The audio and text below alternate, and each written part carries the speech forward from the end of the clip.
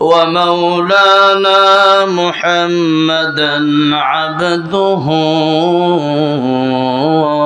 ورسوله الذي أرسله بالحق بشيرا ونذيرا وداعيا إلى الله بإذنه وسراجا منيرا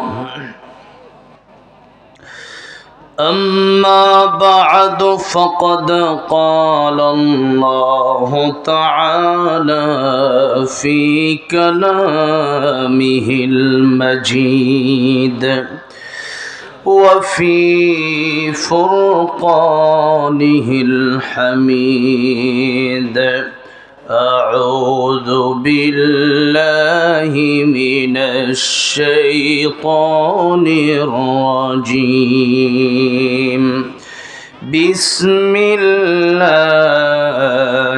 الرحمن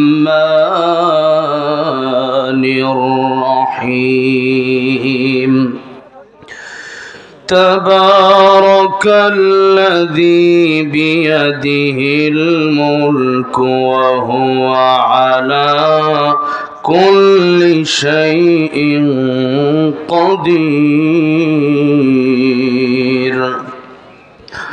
الذي خلق الموت والحياة ليبلوكم أيكم أحسن عملا وهو العزيز الغفور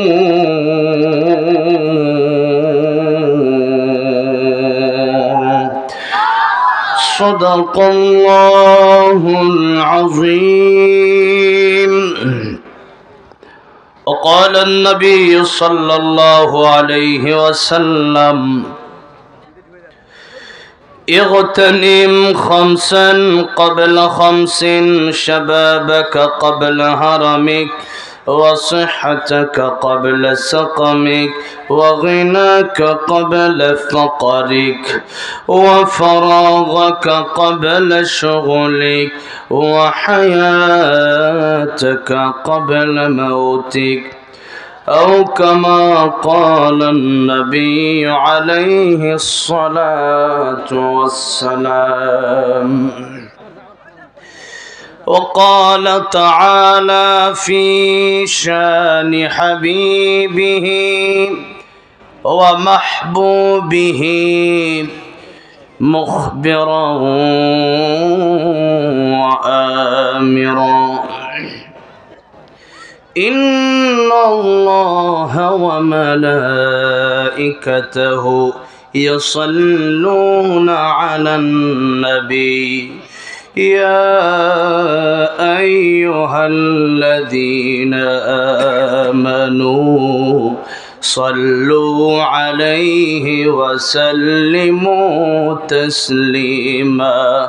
اللهم صل على اللهم صل على محمد وعلى آل محمد كما صليت على إبراهيم وعلى آل إبراهيم إنك حميد مجيد. اللهم بارك على محمد وعلى آل محمد كما باركت على إبراهيم وعلى آل إبراهيم إنك حميد مجيد. তুমি আছো হৃদয়ের গভীরে,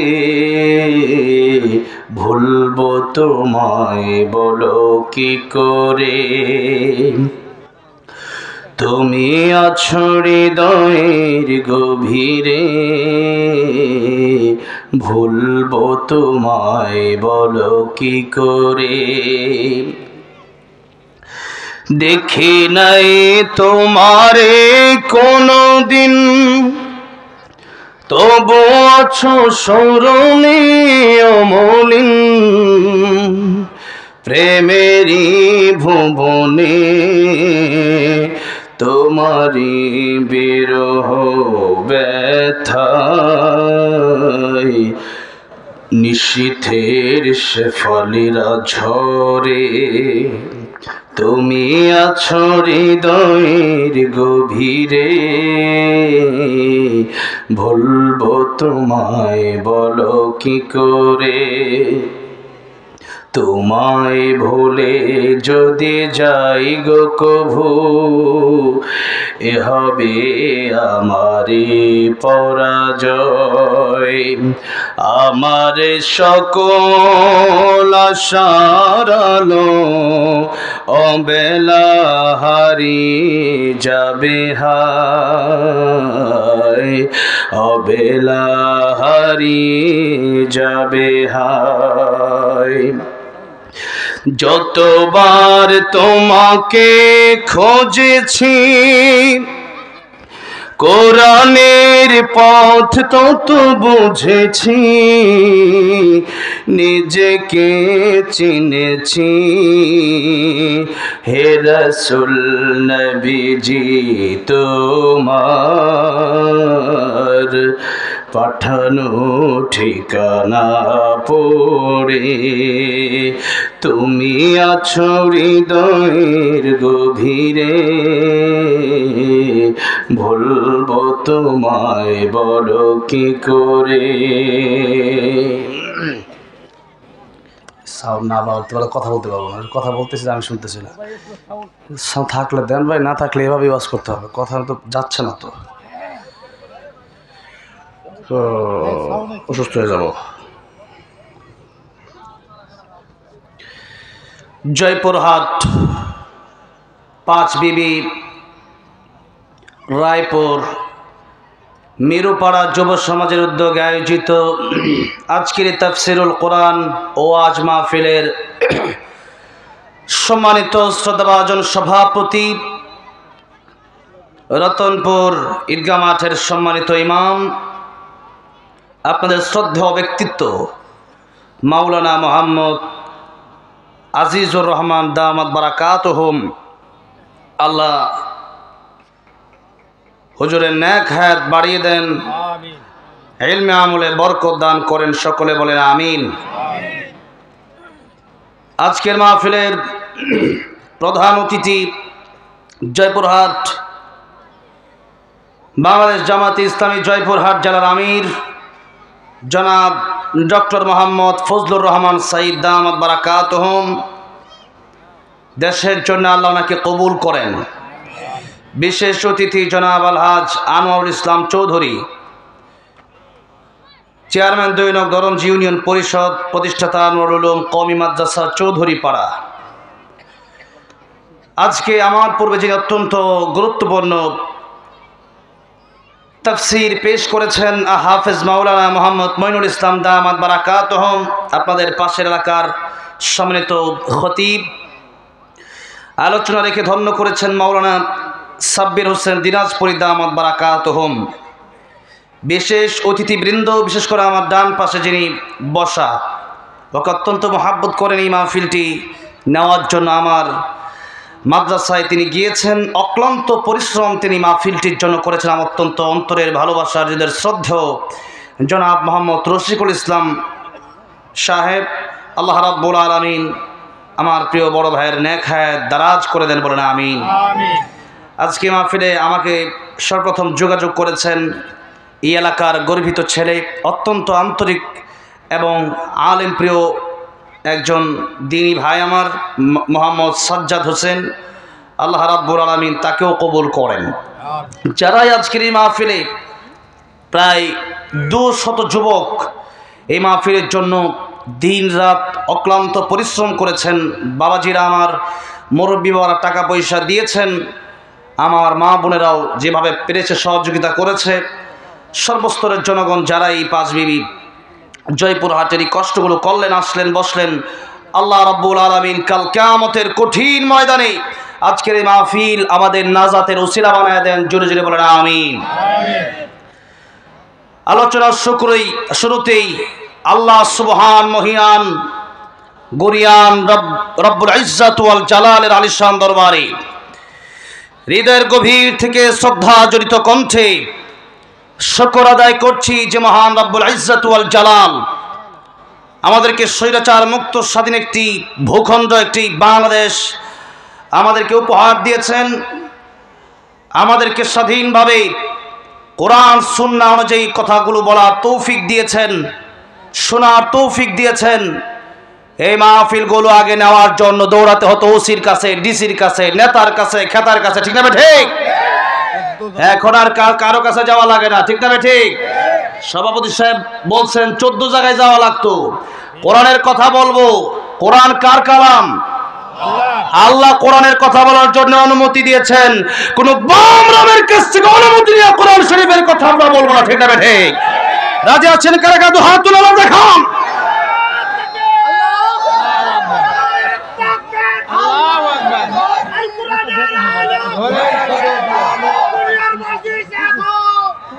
আলহামদুলিল্লাহ, আমি আজকের এই মাহফিলে অত্যন্ত হৃদয়ের ভালোবাসা নিয়ে এসেছি। আমি এলাকাটাকে যেইভাবে নামে চিনি তার চেয়ে বেশি আমি জয়পুরহাটের এই পাঁচবিবি থানার আজকের এই রায়পুরি মিরুপাড়া এলাকাটাকে আমি তার চেয়ে বেশি ভালো করে চিনি। হচ্ছে যে বৈষম্য বিরোধী, জালেম বিরোধী, স্বৈরাচার বিরোধী আন্দোলন করতে গিয়া এলাকার বিশাল ভাই আল্লাহ রাস্তায় জীবন দিয়েছেন, ঠিক না ঠিক? আমরা এই দেশ রক্ষার জন্য আমরা কোন ইন্ডিয়া, কোন আমেরিকা, পৃথিবীর কোন পররাষ্ট্রকে আমরা পরোয়া করি না। এই এলাকার বিশাল ভাই জীবন দিয়ে প্রমাণ করেছেন এই এলাকার মানুষেরা কাপুরুষ না, এলাকার মানুষেরা বীর পুরুষ, ঠিক না ঠিক? সুতরাং দেশের জন্য, আল্লাহর জন্য, দ্বীন ইসলামের জন্য, আল্লাহর কোরআনের জন্য আমার যদি জীবন দিতে হয়, রাজি আছেন কেন? তো হাত তুলে আল্লাহ দেখা।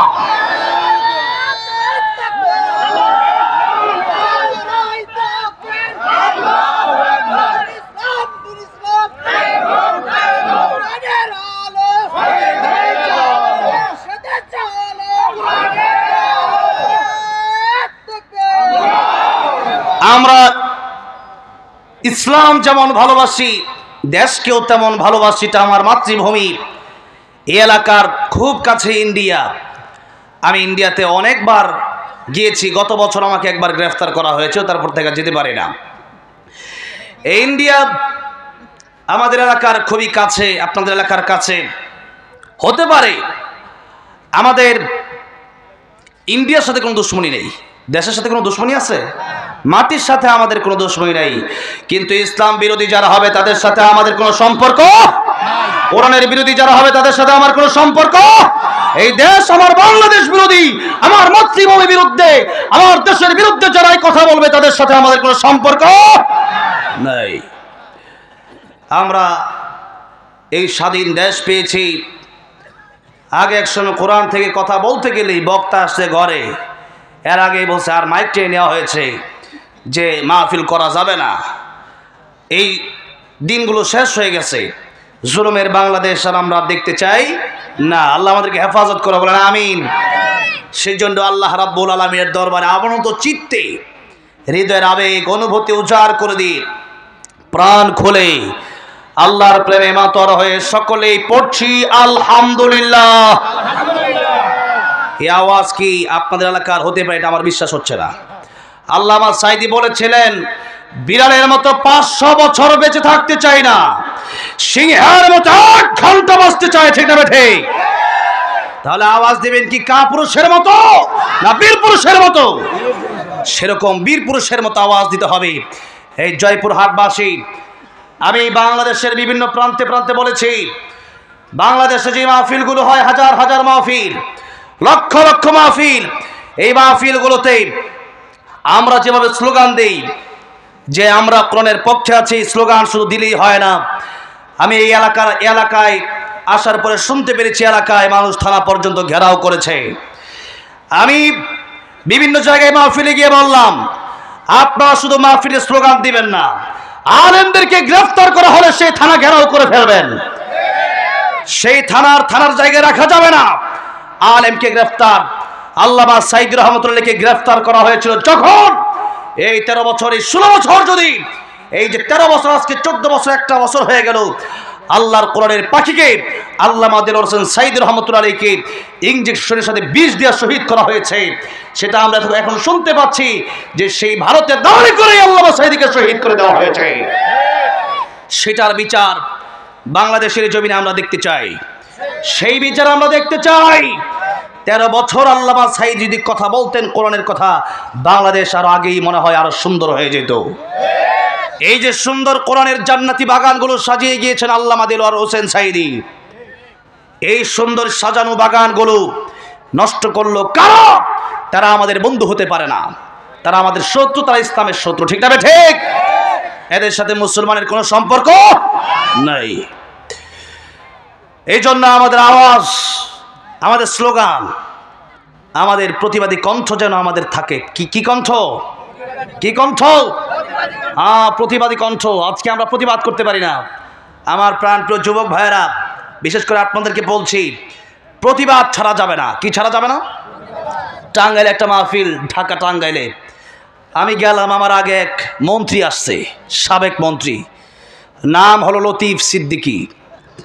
আসার পর মাহফিলে লম্বা সময় ইসলামের বিরোধিতা করলো। আমি বললাম, এই কোরআনের মঞ্চ, এই মাহফিলগুলো হবে, এই কোরআনের মঞ্চে, এই কোরআনের মঞ্চগুলো কোন নাস্তিকের জন্য আমরা ছেড়ে দেব না। এই কোরআনের মঞ্চগুলো কোন বেঈমানের জন্য আমরা ছেড়ে দেব না। এই কোরআনের মঞ্চ, এটা আল্লাহর কোরআনের মঞ্চ, নাট্য মঞ্চ নয়। আমি বললাম, আপনারা 1 ঘন্টা কার কথা শুনেছেন? এই নাস্তিকের কথা, এই কাপুরুষ, এই স্বৈরাচারের দালালের কথা আপনারা কেন শুনেছেন? লাঠি মেরে এদেরকে বের করে দেবেন স্টেজ থেকে। ঠিক না বেঠে? এদের কোনো জায়গায় এই কোরআনের মঞ্চ হবে না, এদের কোনো জায়গা নাই। এই যে উপদেষ্টাগুলো আছে এখন, যেগুলা বামরাম, আল্লামা আহমদ শফিক তেতুল হুজুর বলে গালি দিচ্ছে, কোরআনের আয়াতকে অবমাননা করেছে, ডক্টর ইউনূস সাহেব এদেরকে লাথি মেরে সরায় দেন, না হলে বাংলাদেশের অবস্থা দিন দিন আযাব গজবের দিকে যাবে, ভালোর দিকে যাবে না, অশান্তির দিকে যাবে, কালো মেঘের দিকে যাবে, অন্ধকারের দিকে যাবে। অন্ধকার থেকে এই দেশকে বাঁচানোর জন্য নেতাগুলো আমরা চাই, যেই নেতা আল্লাহর কোরআনের পক্ষে আছে সেই নেতাকেই আমরা চাই। কোরআনের পক্ষে যারা থাকবে না, মুসলমানের কোন নেতা হতে পারে না। ইসলামের পক্ষে যারা থাকবে না, মুসলমানের কোন নেতা হতে পারে না। তাই আসুন, আজকের আলোচনার শুরুতেই আমি আপনাদেরকে জাগ্রত করতে চাই। সামনে আসছে গজওয়াতুল হিন্দ, প্রস্তুতি নেওয়ার দরকার আছে না নাই? নবী বলেছেন, যারা গজওয়াতুল হিন্দে যাবে শহীদ হবে, এরা বিনা হিসেবে জান্নাতে যাবে। যারা গজওয়াতুল হিন্দে যাবে না, এরা মুনাফিক হয়ে যাবে। কি হবে? কি হবে? মুনাফিক। সুতরাং আমরা কি কাপুরুষ, বেঈমান, মুনাফিক হয়ে মরতে চাই? আমরা কি হয়ে মরতে চাই? ইমানদার হয়ে মরতে চাই। কি হয়ে মরতে চাই? ইমানদার। কিয়ামতের ময়দানে সবচেয়ে কঠিন শাস্তি হবে মুনাফিকের। কার? কার? মুনাফিকের। কার কথা? কার কথা? আল্লাহ রাব্বুল আলামিন বললেন, ইন্নাল মুনাফিকিনা ফিদ দারকিল আসফালি মিনান নার ওয়া লান তাজিদ লাহুম নাসীরা। আল্লাহ বললেন, মুনাফিক এদের শাস্তি কিয়ামতের ময়দানে জান্নাতের সবচেয়ে অতল গহ্বরে হবে। মুনাফিক যারা হবে এদের শাস্তি সবচেয়ে কঠিন হবে। ওয়ালান তাজিদা লাহুম নাসীরা, এদেরকে বাঁচানোর জন্য কিয়ামতে কোনো সাহায্যকারী খুঁজে পাওয়া যাবে না। আর সেই মুনাফিকগুলো চেনার জন্য আপনাকে আমেরিকা, লন্ডন যাওয়ার দরকার নাই, মালয়েশিয়া, ইন্দোনেশিয়া যাওয়ার দরকার নাই, কাতার, কুয়েত যাওয়ার দরকার নাই। যদি মুনাফিক দেখতে চান, দেখবেন মুসলমানের ঘরেই মুনাফিক অভাবে নাই। এই জন্য আল্লাহ রাব্বুল আলামিন সূরাতুল আনকাবুতের 2য় আয়াতে বলছেন, আহাসিবান নাসু আইয়ুতরাকু আইয়াকুলু আমান্না ওয়া হুম লা ইফতানুন। ইফতানুন। আল্লাহ বলেন হাসিবান নাস, মানুষ কি ভেবেছে, মানুষকে ধারণা করেছে আইয়ুতরাকু, তাদেরকে ছেড়ে দেওয়া হবে, আইয়াকুলু আমান্না, তারা বলবে আমরা ঈমান এনেছি, ওয়া হুম লা ইফতানুন, আর তাদেরকে পরীক্ষা করা হবে না। না না, এদেশে জুলুম আসবে, এদেশে বৈষম্য আসবে, এদেশে ইসলামের বিরুদ্ধে কথা অনেকেই বলবে, কিন্তু এদের বিরুদ্ধে প্রতিবাদ আমাদের করার দরকার আছে না নাই? আর আল্লাহ বলেন প্রতিবাদ করতে গেলেই বিপদ আসবে। আল্লাহ রাব্বুল আলামিন এই কথাই বলছেন সূরা বাকারায়, ওয়ালানাবলুওয়ান্নাকুম বিশাইইম মিনাল খাউফি ওয়াল জু'i ওয়া নাকসিম মিনাল আমওয়ালি ওয়াল আনফুসি ওয়াস সামারাত। আল্লাহ বলেন আমি আল্লাহ অবশ্যই অবশ্যই তোমাদেরকে পরীক্ষা করব। লামে তাকিদ নুনে সকিল, আল্লাহ দুইটা তাকিদ দিয়ে বলছেন অবশ্যই অবশ্যই আমি আল্লাহ রাব্বুল আলামিন তোমাদেরকে পরীক্ষা করব। এই দুনিয়াই হলো পরীক্ষার হল। এই দুনিয়া কিসের হল? এই দুনিয়া পরীক্ষার হল। আল্লাহ রাব্বুল আলামিন বললেন তোমাদেরকে আমি আল্লাহ পরীক্ষা করব। তবে শুনো, পরীক্ষার সিলেবাস স্বরূপ, পরীক্ষার সিলেবাস স্বরূপ বিশাইইম মিনাল খাউফ, আমি আল্লাহ যত জিনিসের মাধ্যমে তোমাদেরকে পরীক্ষা করব, এক নাম্বার জিনিসের নাম হলো তোমাদেরকে আমি আল্লাহ ভয়ের মাধ্যমে পরীক্ষা করব। কারণ হক কথা বলতে গেলে, প্রতিবাদ করতে গেলেই এই দেশের ভিতরে ভয় দেখানো হয় কি হয় না?